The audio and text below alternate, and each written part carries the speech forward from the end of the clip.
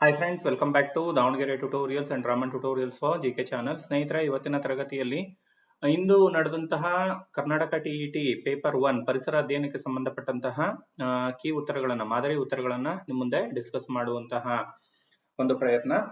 Okay, ಇದು ಇಲಾಖೆಯಿಂದ ಬಿಟ್ಟಿರುವಂತಹ ಉತ್ತರಗಳಲ್ಲ. Okay, ಅಧಿಕೃತ ಉತ್ತರಗಳು ಇಲಾಖೆಯಿಂದ ಬಿಡುಗಡೆ ಆಗುತ್ತೆ. ಓಕೆ, ಇದು ಮಾದರಿ ಉತ್ತರಗಳಾಗಿರುತ್ತೆ. ರೈಟ್, ಕನ್ನಡ ಮತ್ತೆ ಇಂಗ್ಲಿಷ್ ಮೀಡಿಯಂ ಎರಡರಲ್ಲೂ ಸಹ ಉತ್ತರವನ್ನ ತಿಳಿಸ್ತಾ ಹೋಗ್ತೀನಿ. ರೈಟ್, ಫಸ್ಟ್ ಕ್ವಶನ್ ಶುಷ್ಕ ವಿದ್ಯುತ್ ಕೋಶಗಳಲ್ಲಿ ವಿದ್ಯುತ್ ಉತ್ಪಾದಿಸುವಂತಹ ಕ್ರಿಯೆ. ಶುಷ್ಕ ವಿದ್ಯುತ್ ಕೋಶಗಳಲ್ಲಿ ವಿದ್ಯುತ್ ಉತ್ಪಾದಿಸುವ ಕ್ರಿಯೆಯನ್ನ ನಾವು ರಾಸಾಯನಿಕ ಕ್ರಿಯೆ ಅಂತ ಕರ್ಕೊಳ್ತೇವೆ. Okay, the process that generate electricity in the dry cell is what we called chemical reaction. Chemical reaction, option 4 is the right answer. Second question, ಬಲವು ಇದನ್ನು ಉಂಟು ಮಾಡುವುದಿಲ್ಲ. ಬಲ ಯಾವುದನ್ನ ಉಂಟು ಮಾಡುವುದಿಲ್ಲ? ಆಪ್ಷನ್ 4, ಭೌತ ಸ್ಥಿತಿಯಲ್ಲಿ ಬದಲಾವಣೆಯನ್ನ ಬಲವು ಉಂಟು ಮಾಡುವುದಿಲ್ಲ. Okay, the force does not cause ಅಂತ ಕೇಳಿದಾಗ change in physical state. Okay, change in velocity ಆಗುತ್ತೆ, ಸೈಜ್ ಆಗುತ್ತೆ, ಶೇಪ್ ಆಗುತ್ತೆ, but not change in physical state.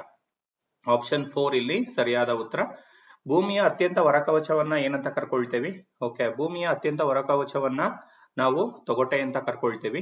Right, the outermost layer of the earth is what we called crust. It is what we called crust. So very simple question. The pitch of the sound is determined by. The pitch of the sound is determined by what? It is what we called frequency. ಹೌದಲ್ವಾ? ನಾವು ಒಂದು ಶಬ್ದದ ಸ್ಥಾಯಿಯು ಯಾವುದನ್ನ ಅವಲಂಬಿಸಿರುತ್ತೆ ಅಂತಂದ್ರೆ ಆ ಒಂದು ಶಬ್ದದ ಆವೃತ್ತಿಯನ್ನ ಅವಲಂಬಿಸಿರುತ್ತದೆ. ಎಲ್ಲಾ ಕ್ವಶನ್ಸ್ ಸಹ ನಾವು ಪೇಯ್ಡ್ ಕ್ಲಾಸ್ ಅಲ್ಲಿ, ಜೊತೆಗೆ ರೀಸೆಂಟ್ ಆಗಿ ಲಾಸ್ಟ್ ಮಿನಿಟ್ ರಿವಿಷನ್ ಅಲ್ಲಿ ಬಂದಿರತಕ್ಕಂತ ಕ್ವಶನ್ಸ್ ಸುಮಾರು 90ರಷ್ಟು ಪ್ರಶ್ನೆಗಳು ಅದರಿಂದನೇ ಸಹ ಬಂದಿದೆ. ಹೌದಲ್ವಾ? 80ರಿಂದ 90ರಷ್ಟು ಪ್ರಶ್ನೆಗಳು, ಸುಮಾರು ಕ್ವಶನ್ಸ್ ರಿಪೀಟ್ ಆಗಿದೆ. ಓಕೆ, ಯಾರು ವಾಚ್ ಮಾಡ್ತಾ ಇದ್ರೆ ಅವ್ರಿಗೆ ಒಂದು ಐಡಿಯಾ ಇರುತ್ತೆ. ರೈಟ್, ಬೆಳಕಿನ ಪ್ರತಿಫಲನಕ್ಕೆ ಸಂಬಂಧಿಸಿದ ಸರಿಯಾದ ರೇಖಾಚಿತ್ರ option 2. Okay, angle of incidence is equal to angle of reflection. Right, incident is equal to reflection. ಇಲ್ಲಿ correct ray diagram for the with respect to reflection of light ಅಂತ ಅಂದಾಗ ಆಪ್ಷನ್ ಬಿ, ಆಪ್ಷನ್ 2 ಇಲ್ಲಿ ಸರಿಯಾದ ಉತ್ತರ ಆಗ್ತದೆ. Next question number 126. Question number 126, 6ರಷ್ಟು ಪರಿಮಾಣದ ಭೂಕಂಪವು 4ರಷ್ಟು ಪರಿಮಾಣದ ಭೂಕಂಪನಕ್ಕಿಂತ 2ರಷ್ಟು ಹೆಚ್ಚು ವಿನಾಶಕಾರಿ, 10ರಷ್ಟು 100ರಷ್ಟು. ಇಲ್ಲಿ 100ರಷ್ಟು ಹೆಚ್ಚು ವಿನಾಶಕಾರಿಯಾಗಿರುತ್ತೆ. Okay, 10 times 100. ಸೊ 100ರಷ್ಟು ವಿನಾಶಕಾರಿಯಾಗಿರುತ್ತೆ. Option 3, 100 times is the right answer. Water stored in a dam is an example for very simple potential energy. ಹೌದಲ್ವಾ? ಅಣೆಕಟ್ಟುಗಳಲ್ಲಿ ಸಂಗ್ರಹವಾದ ನೀರು ಪ್ರಚನ ಶಕ್ತಿಗೆ ಉದಾಹರಣೆ ಆಗುತ್ತೆ. ಆಕ್ಚುಲಿ ಗ್ರಾವಿಟೇಷನಲ್ ಪೊಟೆನ್ಶಿಯಲ್ ಎನರ್ಜಿ, ಗುರುತ್ವಾಕರ್ಷಣ ಪ್ರಚನ ಶಕ್ತಿಗೆ ಅದು ಉದಾಹರಣೆ ಆಗ್ತದೆ. ಒತ್ತಡವು ಇದಕ್ಕೆ ಸಮ. ಒತ್ತಡವು ಯಾವುದಕ್ಕೆ ಸಮ ಆಗಿರುತ್ತೆ? Yes, force by unit time, ಬಲ ಡಿವೈಡೆಡ್ ಬೈ ಏಕಮಾನ ವಿಸ್ತೀರ್ಣ. ಆಪ್ಷನ್ 4 ಇಲ್ಲಿ ಸರಿಯಾದ ಉತ್ತರ, force divided by unit time. Next, okay, 4 magnets are arranged to form a square. The polarity is A, B and C respectively. A, B and C respectively. 4 ಕಾಂತಗಳನ್ನ ಚೌಕಾಕಾರದಲ್ಲಿ ಜೋಡಿಸಲಾಗಿದೆ. A, B ಮತ್ತು C ಧ್ರುವಗಳು ಕ್ರಮವಾಗಿ ಏನಾಗಿರುತ್ತೆ? S, N, S. Option 1 ಇಲ್ಲಿ ಸರಿಯಾದ ಉತ್ತರ, south north south. Okay, south north south. Detail ಆದಂತಹ explanation, key answer with explanation okay ನಾವು ಮತ್ತೊಂದು ವಿಡಿಯೋದಲ್ಲಿ ಡಿಸ್ಕಸ್ ಮಾಡೋಣ. ಜಸ್ಟ್ ಆನ್ಸರ್ಸ್ ಮಾತ್ರ ತಿಳಿಸ್ತಾ ಹೋಗ್ತಾ ಇದೀವಿ. A lustrous non metal is. Okay, ಇದು ಸಹ 2-3 ಬಾರಿ ನಾವು ಡಿಸ್ಕಸ್ ಮಾಡಿದೀವಿ ಕ್ಲಾಸ್ ಅಲ್ಲಿ. ಹೌದಲ್ವಾ? ಮೋಸ್ಟ್ ಎಕ್ಸ್ಪೆಕ್ಟೆಡ್ ಕ್ವಶನ್ ಅಂತಾನು ಸಹ ನಾವು ತಿಳಿಸಿದ್ವಿ. ಹೊಳೆಯುವ ಅಲೋಹ ಯಾವುದು ಅಂತಂದ್ರೆ ಅದು ಅಯೋಡಿನ್ ಆಗಿರುತ್ತೆ. ಇದೊಂದು ಕಾರ್ಬನ್ನ ಬಹುರೂಪ. ಗಾಳಿಯಲ್ಲಿ ನೀರಾವಿಯ ಪ್ರಮಾಣವನ್ನ ಏನಂತ ಕರಿತೀವಿ?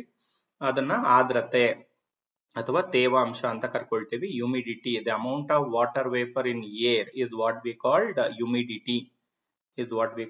ಹ್ಯೂಮಿಡಿಟಿ ಅಂತ ನಾವು ಅದನ್ನ ಕರ್ಕೊಳ್ತಾ ಹೋಗ್ತೇವೆ. Yes, air is an example for, very simple question, 6th ಅಲ್ಲಿ ಇದೆ, 7th ಅಲ್ಲಿ ಇದೆ. Okay, mixture. ಓಕೆ,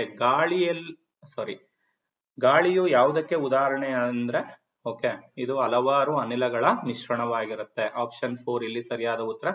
ಇದನ್ನ ಕಪ್ಪು ಚಿನ್ನ ಎಂದು ಸಾಮಾನ್ಯವಾಗಿ ಕರೆಯಲಾಗುತ್ತದೆ. ಪೆಟ್ರೋಲಿಯಂ, ಕಲ್ಲಿದ್ದಲು ಮತ್ತು ಪೆಟ್ರೋಲಿಯಂ ಚಾಪ್ಟರ್ ಅಲ್ಲಿ ಬರ್ತಕ್ಕಂಥದ್ದು ಆಪ್ಷನ್ 1 ಪೆಟ್ರೋಲಿಯಂ ಇಲ್ಲಿ ಸರಿಯಾದ ಉತ್ತರ. Okay, petroleum is the right answer for question number 133. That is, it is commonly known as black gold. Black gold is petroleum. Option 1. The base that conduct electricity.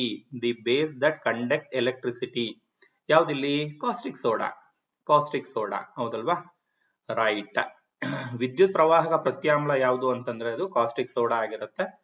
ಯಾಕೆ ಏನು ಅನ್ನೋದನ್ನ ನೋಡೋಣ, ಮತ್ತೆ ಡಿಸ್ಕಸ್ ಮಾಡೋಣ. ದ್ರವವನ್ನ ಘನಸ್ಥಿತಿಗೆ, ಹಲವಾರು ಬಾರಿ ಡಿಸ್ಕಸ್ ಆಗಿರುವಂತಹ ಕ್ವಶನ್, ಸಿಂಪಲ್ ಕ್ವಶನ್. ದ್ರವವನ್ನ ಘನಸ್ಥಿತಿಗೆ ಪರಿವರ್ತಿಸುವಂತ ಕ್ರಿಯೆಯನ್ನು ನಾವು ಘನೀಕರಣ ಅಂತ ಕರ್ಕೊಳ್ತೇವೆ. The process of conversion of liquid into solid state is what we called freezing. Okay, ಸುಮಾರು ಜನ ಹೇಳ್ತಾ ಇದ್ರು ಓಕೆ ಕ್ವಶನ್ಸ್ ಈ ರೀತಿ ಬಂದ್ರೆ ನಮ್ಗೆ ಅನುಕೂಲ ಆಗುತ್ತೆ ಸರ್, ಲಾಸ್ಟ್ ಟೈಮ್ ಬಹಳ ಟಫ್ ಇತ್ತು ಅಂತ, ಈ ಸತಿ ಬಹಳ ಪೇಪರ್ ಈಸಿಯಾಗಿ ಕೊಟ್ಟಿದ್ದಾರೆ. Okay, the gas released when acetic acid reacts with baking soda is carbon dioxide. Acetic ಆಮ್ಲವು baking ಸೋಡಾದೊಂದಿಗೆ ವರ್ತಿಸಿದಾಗ ಬಿಡುಗಡೆ ಆಗುವ ಅನಿಲ ಕಾರ್ಬನ್ ಡೈಆಕ್ಸೈಡ್ ಆಗಿರುತ್ತೆ. So option 2. ಇಂಧನ ಕ್ಯಾಲೋರಿ ಮೌಲ್ಯದ ಏರಿಕೆಯ, ಇದು ವಿತ್ ಫಿಗರ್ ನಾವು ಕ್ಲಾಸ್ ಅಲ್ಲಿ ಡಿಸ್ಕಸ್ ಮಾಡಿದೀವಿ. ಇಂಧನ ಕ್ಯಾಲೋರಿ ಮೌಲ್ಯದ ಏರಿಕೆಯ ಸರಿಯಾದ ಅನುಕ್ರಮಣಿಕೆ ಯಾವುದು ಅಂತ ಕೇಳಿದಾಗ ಆಪ್ಷನ್ 2 ಕಟ್ಟಿಗೆ, ಕಟ್ಟಿಗೆ ನಂತರ ಜೈವಿಕ ಅನಿಲ, ನಂತರ ಪೆಟ್ರೋಲು, ಆಮೇಲೆ LPG, finally hydrogen. Right. Option 2 wood, biogas, petrol, LPG, hydrogen. This is the correct increasing order of fuels based on the calorific value. Right. Next question, question number 138. The gas used for respiration ಅಂತ ಕೇಳಿದಾಗ oxygen. Day before day class ಅಲ್ಲೂ ಸಹ ನಾವು discuss ಮಾಡಿದೀವಿ. ಸಸ್ಯಗಳು ಉಸಿರಾಟಕ್ಕಾಗಿ ಬಳಸುವಂತ ಅನಿಲ ಯಾವುದು ಅಂತಂದ್ರ, ಸಸ್ಯಗಳು ಅಂತಲ್ಲ ಎಲ್ಲಾ ಜೀವಿಗಳು ಬಳಸುವಂತದ್ದು ಆಮ್ಲಜನಕ ಆಗಿರುತ್ತೆ. ಹೌದಲ್ವಾ? ರೈಟ್. Question number 139. ಎರಡೂ ಮೀಡಿಯಂ ಅಲ್ಲಿ ಆನ್ಸರ್ಸ್ ನ ತಿಳಿಸ್ತಾ ಇದೀವಿ. Okay, first time Davanagere tutorials channel ಮೇಲೆ ಕ್ಲಾಸ್ ನ ವಾಚ್ ಮಾಡ್ತಾ ಇರೋರು ಚಾನಲ್ ನ ಸಬ್ಸ್ಕ್ರೈಬ್ ಮಾಡ್ಕೊಳ್ಳೋದನ್ನ ಮರಿಬೇಡಿ. ದೇಹ ನಿರ್ಮಾಣಕಾರಕ ಯಾವುದು? ಬೇಳೆಕಾಳುಗಳು, ಯಾಕಂದ್ರೆ ಅದರಲ್ಲಿ ಪ್ರೋಟೀನ್ ಅಂಶ ಇರುತ್ತೆ. ಪ್ರೋಟೀನ್ ಅನ್ನ ದೇಹ ನಿರ್ಮಾಣಕ ಕಾರಕಗಳು ಅಂತ ಕರಿತೀವಿ. Body building food is pulses. Pulses is an example for protein. Protein is basically body building food. ಹೌದಲ್ವಾ? Next 140. An example for renewable resource. Renewable, coal no, mineral no, natural gas no, water. ನೀರು ಇಲ್ಲಿ ಸರಿಯಾದ ಉತ್ತರ. ಹೌದಲ್ವಾ? ನವೀಕರಿಸಬಹುದಾದ ಸಂಪನ್ಮೂಲಕ್ಕೆ ಉದಾಹರಣೆ ಯಾವುದು ಅಂದ್ರೆ ನೀರು ಆಗಿರುತ್ತೆ. ಓಕೆ, ಉಳಿದವು ಮೂರು ಸಹ ನವೀಕರಿಸಲಾಗದ ಸಂಪನ್ಮೂಲಗಳಿಗೆ ಉದಾಹರಣೆ. ಕೆಂಪು ದತ್ತಾಂಶ ಪುಸ್ತಕ ಏನನ್ನ ಒಳಗೊಂಡಿದೆ ಅಂದ್ರೆ ಅಪಾಯಕ್ಕೊಳಗಾದ ಎಲ್ಲಾ ಪ್ರಾಣಿಗಳು ಮತ್ತು ಸಸ್ಯಗಳನ್ನ ಅದು ಒಳಗೊಂಡಿದೆ. Red data book includes record of all endangered plants as well as animals. Not only the animals, plants as well as the animals. Right. In human digestive system hydrochloric acid is secreted at. ಇದು ಎಷ್ಟು ಬಾರಿ repeat ಆಗಿದೆ ಅಲ್ವಾ? Stomach. Okay, HCl ಮಾನವನ ಜೀರ್ಣಾಂಗ ವ್ಯೂಹದಲ್ಲಿ hydrochloric ಆಮ್ಲವು ಎಲ್ಲಿ ಸ್ರವಿಕೆ ಆಗುತ್ತೆ? ಜಠರದಲ್ಲಿ ಸ್ರವಿಕೆ ಆಗುತ್ತೆ. ರೈಸೋಬಿಯಂ ಬ್ಯಾಕ್ಟೀರಿಯಾ ಕಂಡು ಬರುವಂತ ಸಸ್ಯ ಲೆಗುಮಿನಸ್ ಸಸ್ಯ. ಯಾವ್ದು ಇದರಲ್ಲಿ ಲೆಗುಮಿನಸ್ ಸಸ್ಯ? ಕಡಲೆ ಗಿಡ. ಹೌದಲ್ವಾ? ವಿತ್ ಎಕ್ಸಾಂಪಲ್ ಡಿಸ್ಕಸ್ ಮಾಡಿದ್ವಿ. ರೈಸೋಬಿಯಂ ಸಾಯಿಲ್ ಬ್ಯಾಕ್ಟೀರಿಯಾ, ಮಣ್ಣಿನ ಬ್ಯಾಕ್ಟೀರಿಯಾ ಯಾವ್ದ್ರಲ್ಲಿ ಕಂಡು ಬರುತ್ತೆ ಅಂದ್ರೆ ground nut plant. Right. Option 1 ಇಲ್ಲಿ ಸರಿಯಾದ ಉತ್ತರ ಆಗುತ್ತೆ. The jelly like substance is actually cluster of eggs of A frog is known as spawn. spawn ಅಂತ ನಾವು ಕರ್ಕೊಳ್ತೇವೆ. ಅದರ ಜೀವನ ಚಕ್ರದಲ್ಲಿ ನಾವು ಅದನ್ನ ನೋಡಬಹುದು. ಲೋಳೆಯಂತಹ ವಸ್ತುವು ವಾಸ್ತವವಾಗಿ ಕಪ್ಪೆಯ ಮೊಟ್ಟೆಗಳ ಸಮೂಹವಾಗಿದೆ. ಇದನ್ನು ಹೀಗೆ ಕರೆಯಲಾಗುತ್ತದೆ, ಸ್ಪಾನ್ ಅಂತ ನಾವು ಅದನ್ನ ಕರಿತೀವಿ ಸ್ನೇಹಿತರೆ. ಆಪ್ಷನ್ 3 ಇಲ್ಲಿ ಸರಿಯಾದ ಉತ್ತರ. ಕೃಷಿ ಪದ್ಧತಿಯಲ್ಲಿ ಪಾಲಿಸುವ ಸರಿಯಾದ ಅನುಕ್ರಮಣಿಕೆ. ಓಕೆ, ಇಲ್ಲಿ ಸರಿಯಾದ ಅನುಕ್ರಮಣಿಕೆ ಅಂತ ಬಂದಾಗ ಆಪ್ಷನ್ 1 ಮಣ್ಣನ್ನು ಹದಗೊಳಿಸೋದು, ಬಿತ್ತನೆ ಮಾಡೋದು, ಸಾವಯವ ಗೊಬ್ಬರ ಮತ್ತೆ ರಸಗೊಬ್ಬರಗಳನ್ನ ಹಾಕೋದು, ಕೊನೆಗೆ ನೀರಾವರಿ, ನೀರನ್ನ ಒದಗಿಸುವಂತದ್ದು. ಆಪ್ಷನ್ 1 ಇಲ್ಲಿ ಸರಿಯಾದ ಉತ್ತರ ಆಗ್ತದೆ. ಓಕೆನಾ? ರೈಟ್. Question number 146. ನೋಡಿ, 5 ಪ್ರಶ್ನೆಗಳು ಪೆಡಾಗೋಗಿ ಮೇಲೆ ಬಂದಿರತಕ್ಕಂಥದ್ದು. ನಾವು ಹೇಳಿದ್ವಿ ಮ್ಯಾಕ್ಸಿಮಮ್ ಅಂದ್ರೆ 7 ರಿಂದ 8 ಪ್ರಶ್ನೆಗಳು ಅಂತ. ಈ ಸತಿ 5 ಪ್ರಶ್ನೆಗಳನ್ನ ಕೊಟ್ಟಿರೋದು. ಒಬ್ಬ ಶಿಕ್ಷಕರು ಕೊಳದ ಪರಿಸರ ವ್ಯವಸ್ಥೆ ಬಗ್ಗೆ ಅನುಕೂಲಿಸಲು ಯಾವ ಸಂಪನ್ಮೂಲವು ನೇರ ಮತ್ತು ನೈಜ ಅನುಭವವನ್ನು ಪರಿಣಾಮಕಾರಿಯಾಗಿ ಒದಗಿಸುತ್ತದೆ ಅಂತ ಕೇಳಿದಾಗ ಸ್ಥಳೀಯವಾಗಿ ಅನುಕೂಲವಾಗಿರುವ ಕೊಳಕ್ಕೆ ಭೇಟಿ ನೀಡಿದ್ರೆ ಅಲ್ಲಿ ನೇರ ಮತ್ತು ನೈಜ ಅನುಭವವನ್ನ ನೀಡುತ್ತೆ.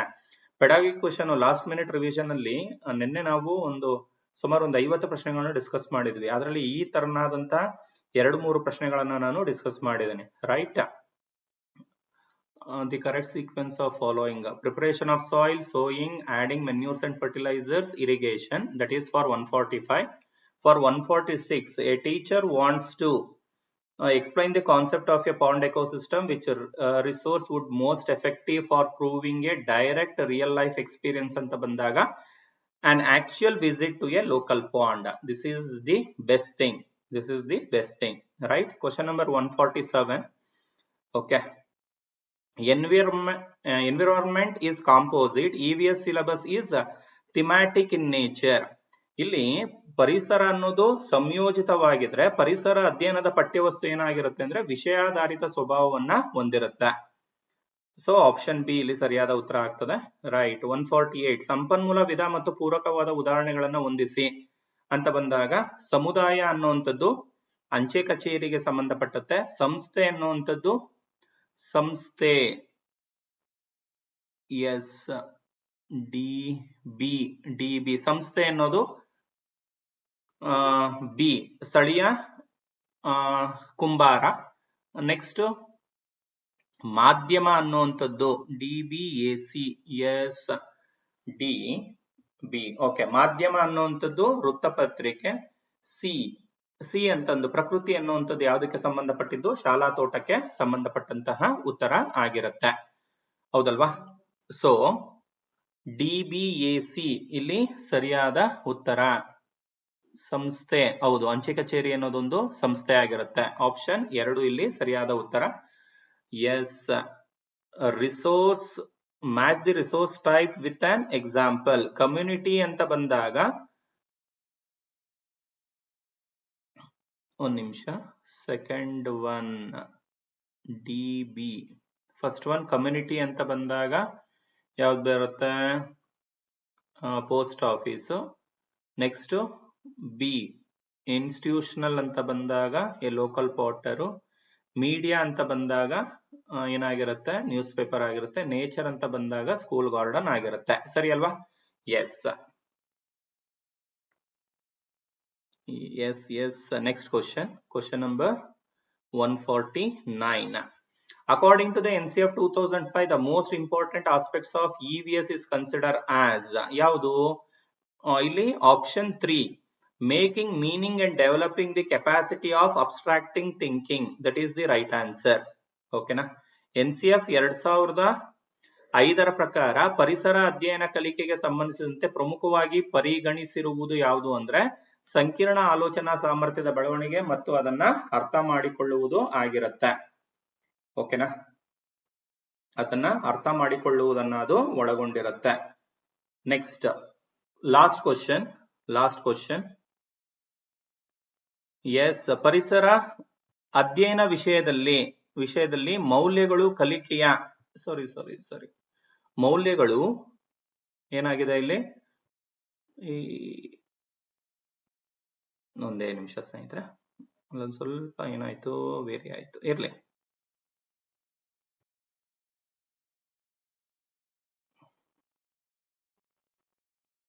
ಕೊನೆಯ ಪ್ರಶ್ನೆ, ಬೇಗ.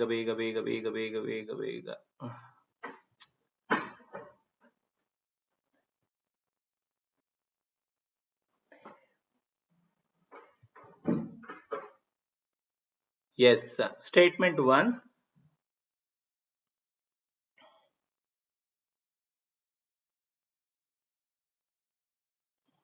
ಇಲ್ಲಿ making meaning and developing the capacity of abstract thinking ಆಗುತ್ತೆ. Last question. Statement 1. Values are an integral part of EVS learning. Statement 2. EVS learning places more focus on the cognitive domain of the child. ಯಾವ್ದಿಲ್ಲಿ? Both the statements are independent and do not support each other. Okay, ಇಲ್ಲಿ ಎರಡು ಹೇಳಿಕೆಗಳೇನಿದಾವೆ, ಎರಡೂ ಹೇಳಿಕೆಗಳು ಏನಾಗ್ತಾ ಇದಾವೆ ಸ್ನೇಹಿತರೆ? ಇಲ್ಲಿ ಒಂದಕ್ಕೊಂದು ಯಾವುದೇ ರೀತಿಯಾದಂತಹ ಏನಾಗಿರುತ್ತೆ? ಸಂಬಂಧವನ್ನ ಹೊಂದಿರೋದಿಲ್ಲ. ಸೊ ಆಪ್ಷನ್ 3 ಇಲ್ಲಿ ಸರಿಯಾದ ಉತ್ತರ ಆಗಿರುತ್ತೆ. ಓಕೆನಾ? ಐ ಹೋಪ್ ಎಲ್ಲರೂ ಸಹ ಆಪ್ಷನ್ 3 ಎಲ್ಲರೂ ಸಹ ಇವತ್ತಿನ ಫಸ್ಟ್ ಪೇಪರ್ EVS ಪೇಪರ್ 1 ಚೆನ್ನಾಗಿ ಬರ್ದಿದ್ದೀರಾ ಅಂತ ಭಾವಿಸ್ತಾ, ಓಕೆ, ಎಲ್ಲರಿಗೂ ಸಹ ಶುಭವಾಗ್ಲಿ, ಒಳ್ಳೆ ಅಂಕಗಳು ಬರ್ಲಿ. ಮುಂದಿನ ನಿಮ್ಮ PSTR ತಯಾರಿಗೆ ಇದು ನಿಮಗೆ ಉತ್ತಮವಾದಂತ ಬೆಳವಣಿಗೆ ಅಂತ ಆಶಿಸ್ತಾ, ಮ್ಯಾಥ್ಸ್ ಕೀ ಆನ್ಸರ್ ಜೊತೆಗೆ ಮತ್ತೆ ಸಿಗ್ತೀನಿ. ಓಕೆ, ಅಲ್ಲಿವರೆಗೂ ಎಲ್ಲರಿಗೂ ಶುಭವಾಗ್ಲಿ ಸ್ನೇಹಿತರೆ. ಏನೇ ಡೌಟ್ ಇದ್ರು ಕಾಮೆಂಟ್ ಬಾಕ್ಸ್ ಅಲ್ಲಿ ಮೆನ್ಷನ್ ಮಾಡಿ ಅಂತ ಹೇಳ್ತಾ, ಇವತ್ತಿನ ಈ ಒಂದು ಕ್ಲಾಸ್ ಅನ್ನ ಇಲ್ಲಿಗೆ ನಾನು ಮುಗಿಸ್ತೀನಿ. ಮತ್ತೆ ಮ್ಯಾಥ್ಸ್ ಕೀ ಆನ್ಸರ್ ಜೊತೆಗೆ ಸಿಗೋಣ ಸ್ನೇಹಿತರೆ. ಓಕೆನಾ? ಮ್ಯಾಥ್ಸ್ ಕೀ ಆನ್ಸರ್ ಏನಿದೆ, ಮ್ಯಾಥ್ಸ್ ಕೀ ಆನ್ಸರ್ ಜೊತೆಗೆ ಸಿಗೋಣ. ಎಲ್ಲರಿಗೂ ಶುಭವಾಗ್ಲಿ. ಧನ್ಯವಾದಗಳು. Thank you so much for watching.